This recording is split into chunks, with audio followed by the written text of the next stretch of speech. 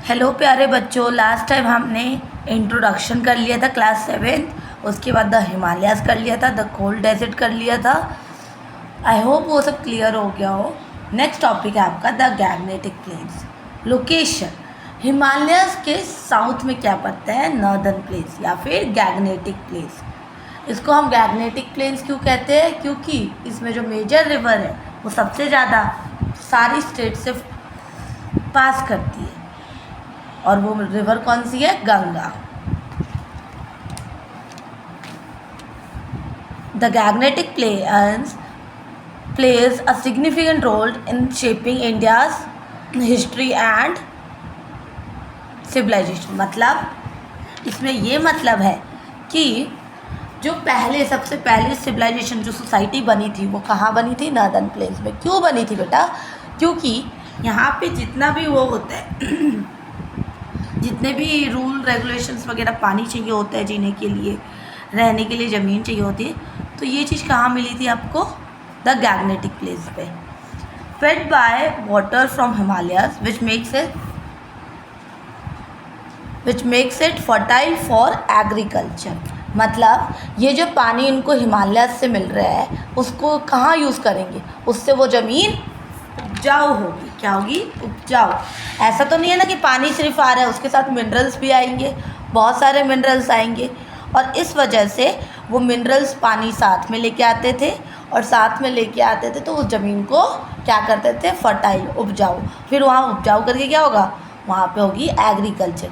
इस रीजन की वजह से, इस कारण की वजह से जो ये एरिया है काफ़ी पॉपुलेटेड है। फ्लैट ट्रेन होने की वजह से, फ्लैट मतलब पूरा प्लेन होने की वजह से, it made it possible to develop road networks making train transport of goods and people easier. मतलब क्या हुआ कि अगर आपके पास रोड नेटवर्क्स और ट्रेन नेटवर्क्स है तो इससे क्या होगा बेटा कि आप कहीं भी ट्रैवल कर सकते हो। कर सकते हो ना? कर सकते हो कि नहीं? तो ये चीज़ पॉसिबल थी नॉर्दर्न प्लेन्स पे या फिर गैग्नेटिक प्लेन्स पे।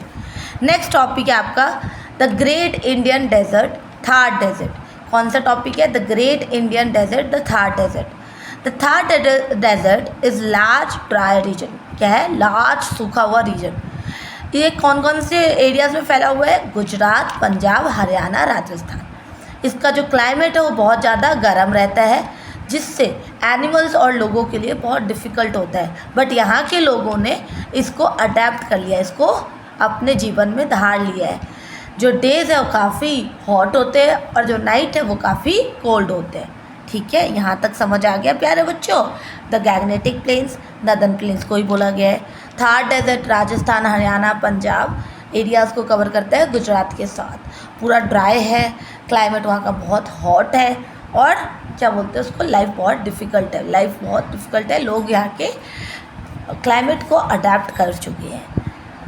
द ग्रेट इंडियन डेजर्ट या थार डेजर्ट एक ही चीज़ को बोलते हैं। ठीक है, एक ही नाम है उनके। जैसे हमारे दो नाम होते हैं ना, वैसे ही इसके भी दो नाम हैं, the great Indian desert, the Thar desert. Am I clear बच्चों?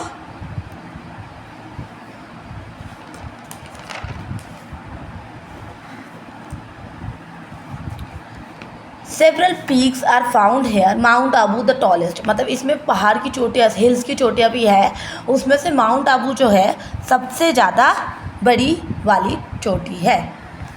These hills play a major role in shaping climate of north west. मतलब नॉर्थ वेस्ट मतलब कौन से? आगे गुजरात एंड राजस्थान।